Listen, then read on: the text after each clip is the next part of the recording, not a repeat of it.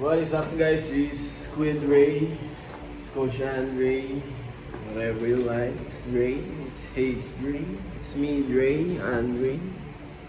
And today,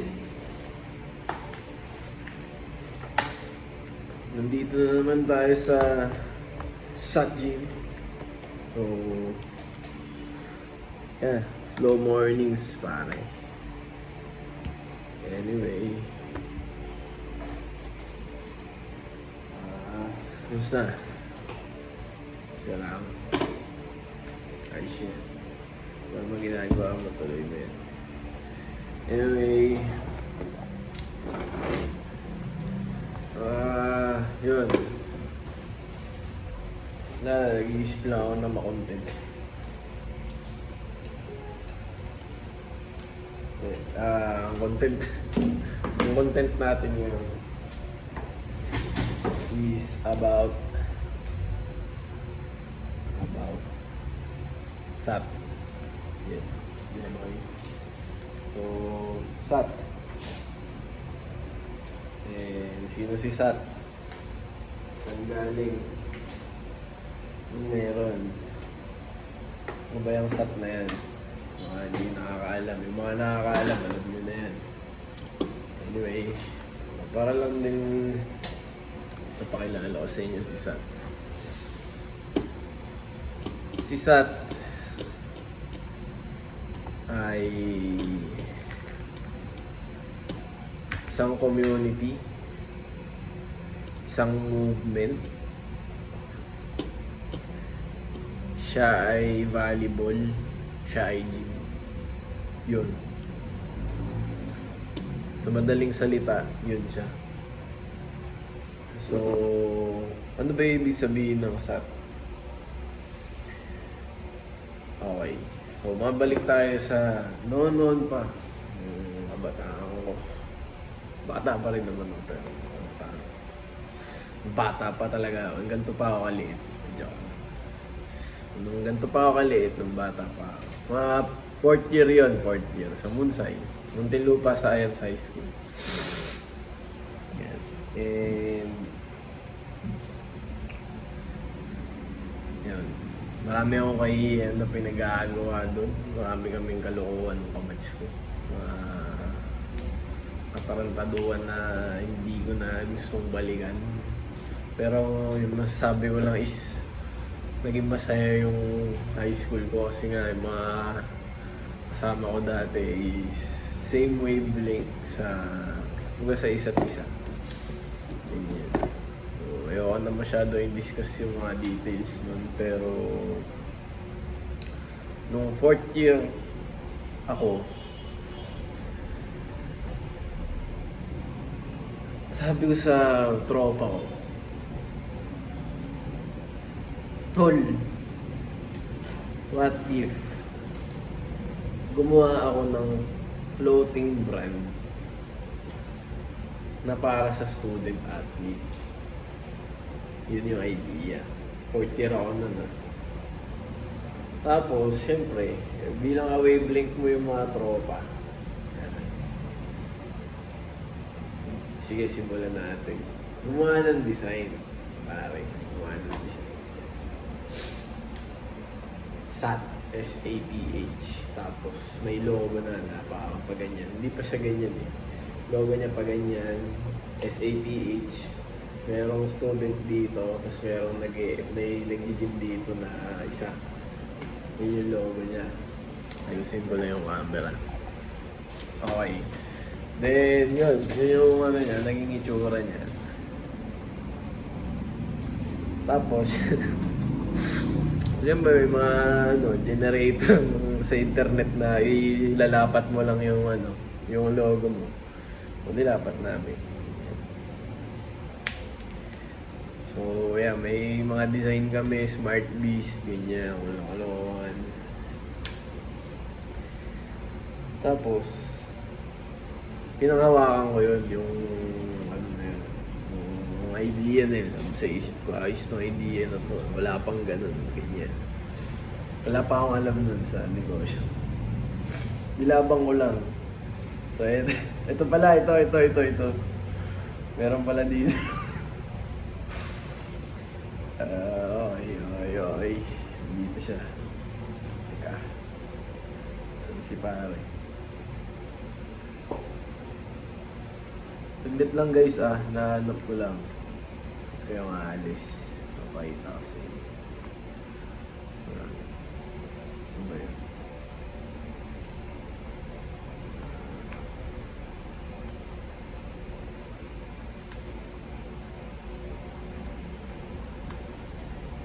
Okay, nakita ko na.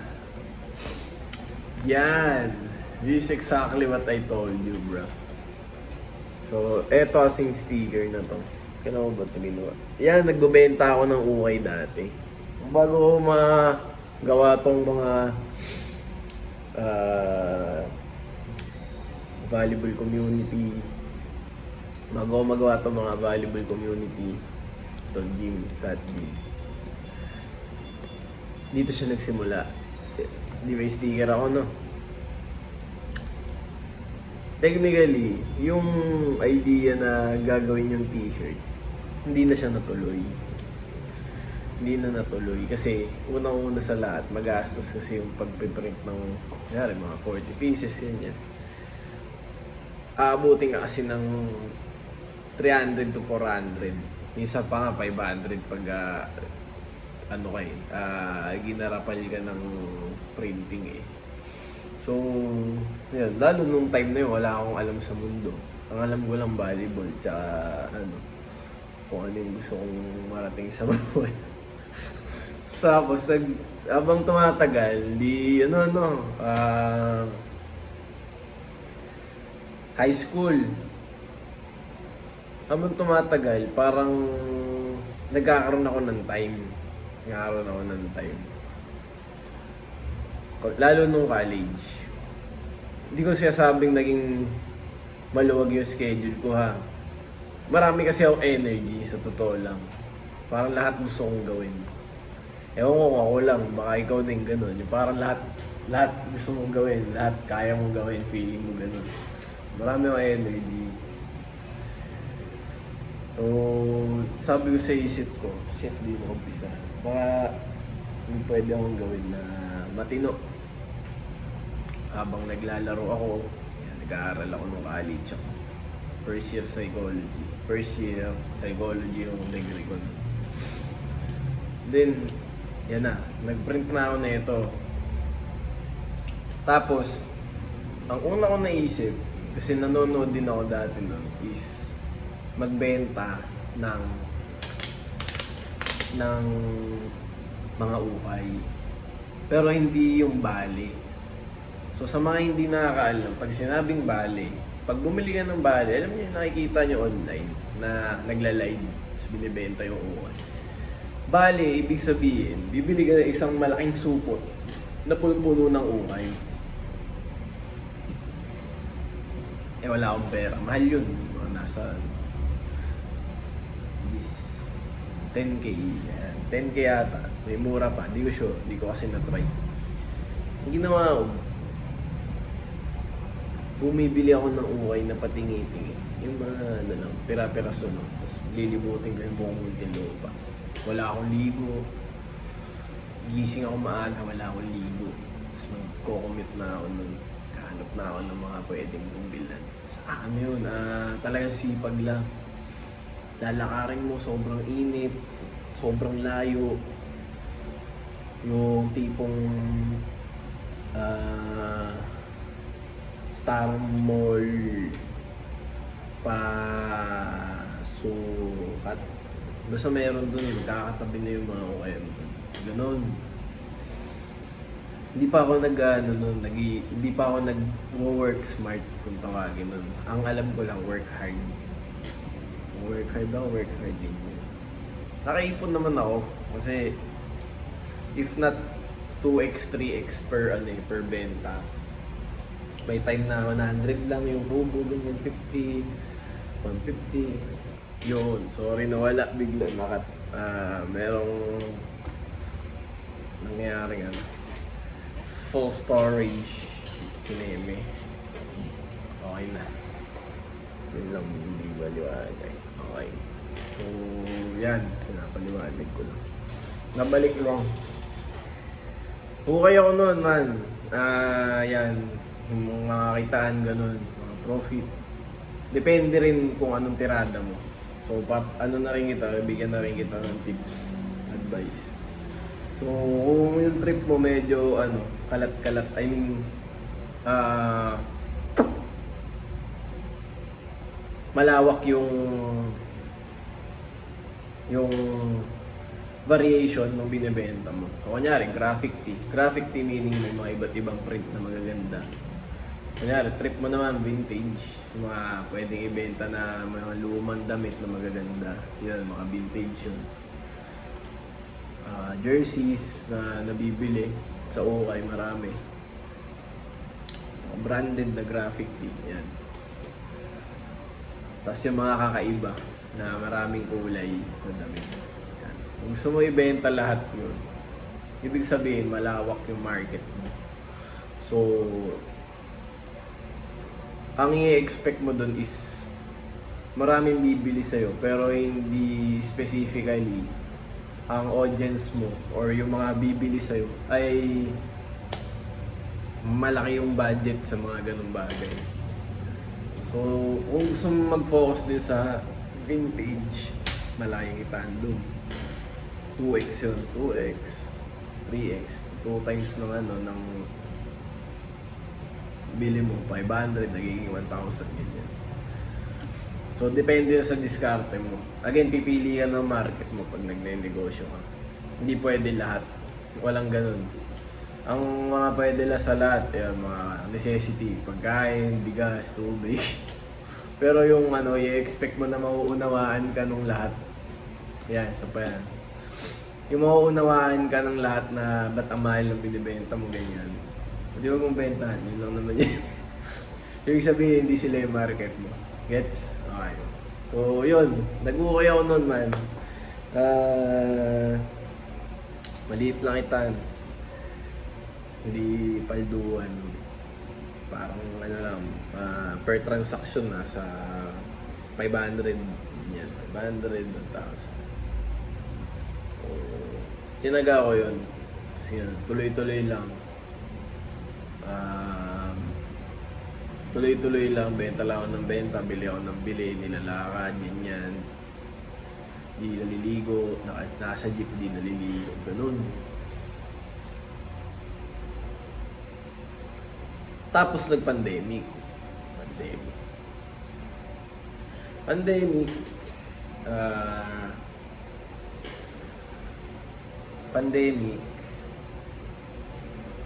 College pa ako nun.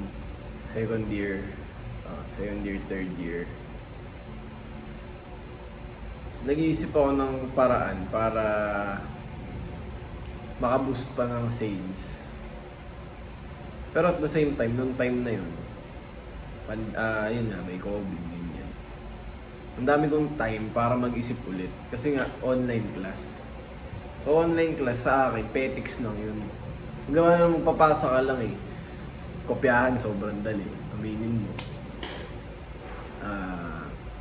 Yung mga tanong sa assignment mo, pwede mo i-search internet. Mga ganun.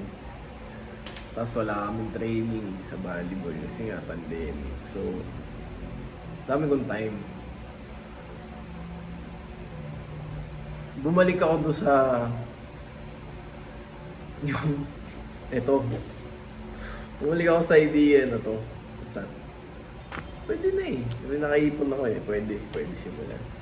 So, ang ginawa ko, naghanap ako ng design Sabi ko pa, hindi ko trip tong nauna-unang design. Na nakuha. Pagawa ko ulit bago. Ito naman siya. Yan yung graphic niya. Yan yung design. Student athlete yan. May libro, tas may dumbbell. Ang kulit ko, yun, student athlete. Tapos, sabi ko, kailangan ng logo, main brand logo. Matino naman. So, dito na siya na-invento. Nagsimula to sa idea lang. Tapos parang pinino lang ni Coach Carl. naging ganyan siya. Pinaganda ni Coach Carl. Tapos, yun, nagamit na to. Naging t-shirt na siya.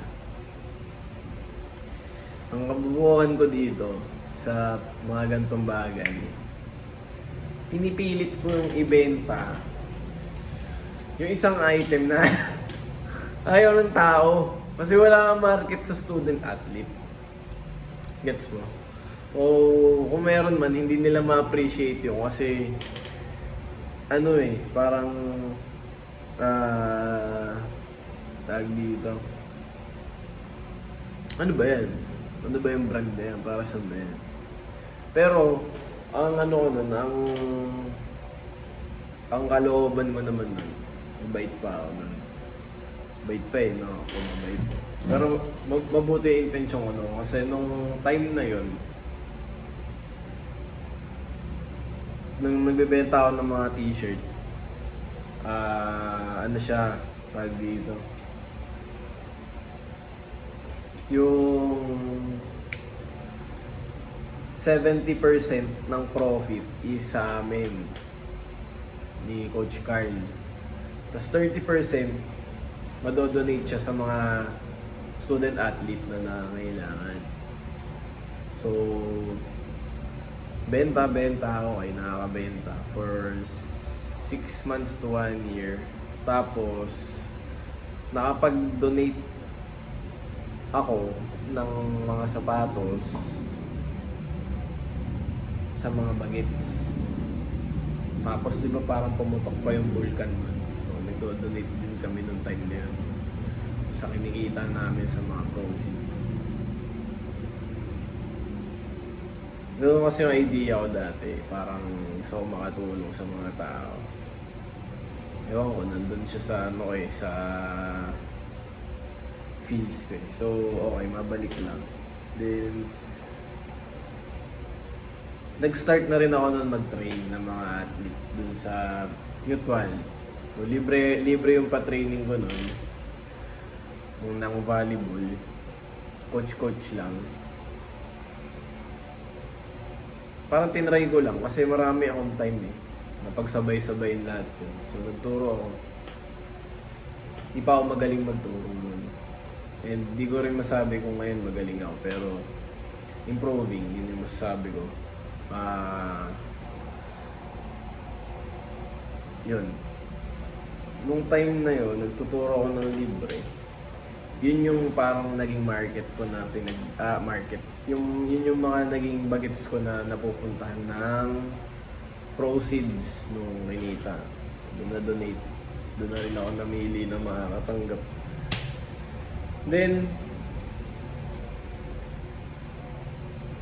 nagtuloy-tuloy yung coaching ng libre. Libre lang ganyan. Kasi gusto ko lang naman nung time na yun, parang pandemic. Pandemic to post-pandemic, yung mga tao makapag-volleyball pa rin. So, tuloy-tuloy lang, nagtuturo ako doon. Hindi ako nangihingi ng pera. Wala akong kahit anong hiningi. Hanggang sa nag-alok yung mutual sa akin ng baka pwede ka magpa-free clinic. So, sabi ko, okay lang naman. Para rin maraming bagets na makinabang. Umabot ng 160 plus ata yung mga pumunta nun. That is 3 days, 4 days clinic. Tamang bata, sabi ko. Tapos doon na nag-umpisa yung pumasok yung sat sa isip ko. Pwede kong gawin training camp. Pinuha ko na yung training camp. Start small.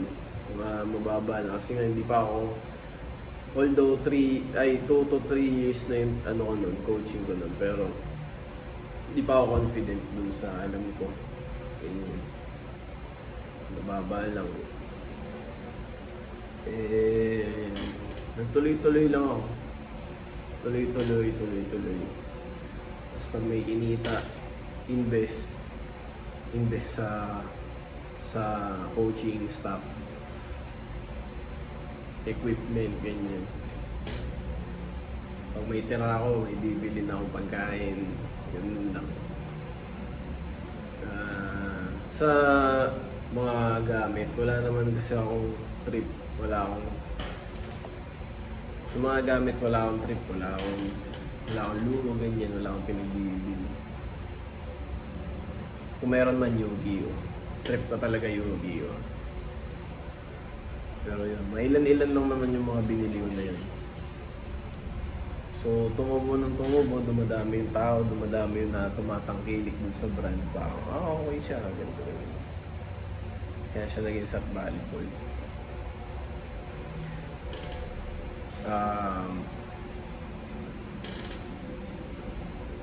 Then, doon nakaipon. Sabi ni AirPods, sabi ni tatay, itong lupa dito sa Groenville, kailangan ng negosyo. Patayuan natin. Tapos, napagdesisyonan na kung ano yung trip ko, yun yung lalapag dito. So, nung inipon ko, nilabas ko lahat dito. Tapos, yun na siya. Naging Sat Gym na siya. Kasi trip ko talaga yung fitness community. Yung pag-gym. Dati pa, 4th year pa lang ako. Yun yung buong kwento ng Sat. Student athlete. Hanggang sa nabitbit na lang yung pangalan na parang pag sinabing Sat volleyballista sa Muntinlupa na may proper na training, ganun. Ang ina-advocate talaga kasi namin sa SAT is yung excellence. Na parang hindi lang to tungkol sa volleyball, ganyan. Excellence in a way na kailangan mahusay ka on court tsaka off the court. Pinopromote namin yung Kaizen, yung 1% better than yesterday. Kasi yun yung mga way ko dati. Yun yung mga strategies ko kung paano ko na abot yung level ng high competition league sa NCAA, sa Mapua at sa San Beda, Alabang. And although hindi ako yung ganong player, sobrang lakas. Pero proud na rin ako doon sa na-achieve ng hard work ko. So hard work ko, pinagsabay-sabay ko yung lahat. Athlete ako, aral, sa side hustle, nagnegosyo ngayon. So lahat yun, dahil yan sa Kaizen, yung tuloy-tuloy lang, walang tigil. Tsaka yung excellence. So, lagi namin, sa akin lalo, lagi kong pinipili na maging mahusay sa isang bagay. Hindi pwedeng palpak. Marami akong palpak. Yan ang sabi ko. Sobrang dami bago ako maabot yung point na ganito. And hindi lang dito natatapos yun. Hindi ito yung hindi lang ito yung magiging career ko.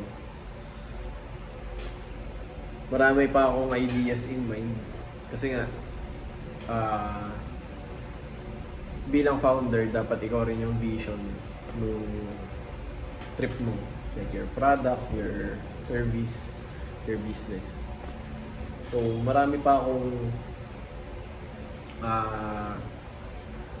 nilulook forward sa future. Marami pa akong gustong ipakita sa tao na may enjoy nila. Pag ginamit nila, binili nila isang bagay na binuo namin. Na talagang mararamdaman nila na punong-puno ng effort tsaka pinag-isipang mabuti isang bagay. Yun. So bilang founder, dapat malayo ang tingin mo. Saan ba papunta yung mundo? Ano bang kung future ang iisipin ko, anong gustong future ko yung buuin para sa mga tao na nakaasa sa akin. Kasi nga, entertainment. Nasa entertainment business din kami. Gym, tsaka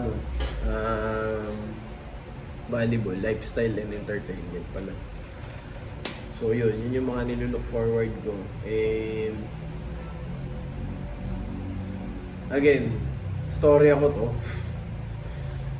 Wala akong sinasabi na expert ako dito sa ginagawa ko.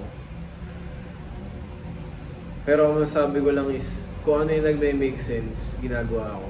Yun lang, paulit-ulit. Anong pwede kong i-improve, anong pwede kong matutunan, yun lang ginagawa ko lang paulit-ulit. Tapos habang tumatagal, mas na-humble ako, mas ibinababa ako ng Panginoon.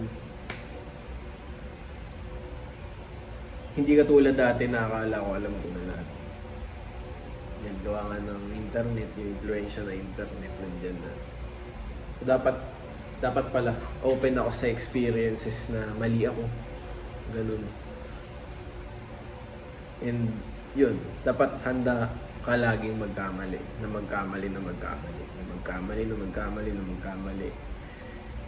Kasi yun yung buhay. Hindi mo malalaman na mali ka kung di mo pa nasusubukan. Hindi mo rin malalaman na mag-work yun kung di mo pa nasusubukan. Yun yung pananaw ko. And marami namang indicator, like for example, yung mga mentor, pwedeng turuan ka. O kaya nakita mo ng mali, ginawa na ng iba, nakita mo mali, tapos gagayahin mo pa rin.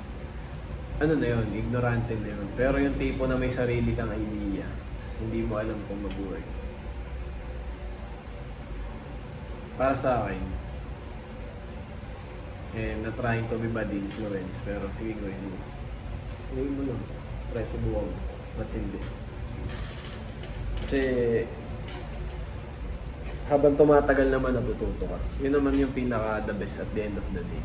And kung ako mismo, marami na akong asset na may nagiging source of income. Kung magsisimula man ako ulit into zero, okay lang sa akin. Wala akong pakialam. Kasi bit-bit ko na yung diskarte ko. Tsaka utak. Bubuo ako ng isa pa na negosyo. Yung trip ko, yung galing sa puso ko. Yan, gym, volleyball, diba?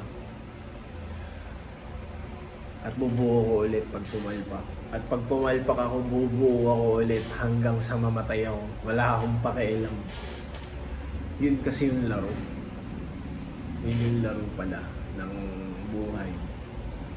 Yun yung laro niya. Kunyari nahihirapan ka, ganun talaga.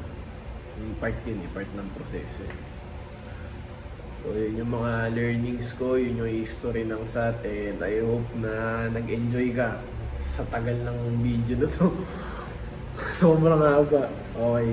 So yun lang, salamat sa pakikinig, and kung ano natutunan mo dito, bitbitin mo. Kung wala kang natutunan, pasensya na, buonak ako Pero yun lang, kita-kits kung kailan man sa'yo. And ingat ka palagi. Thank you, ingat.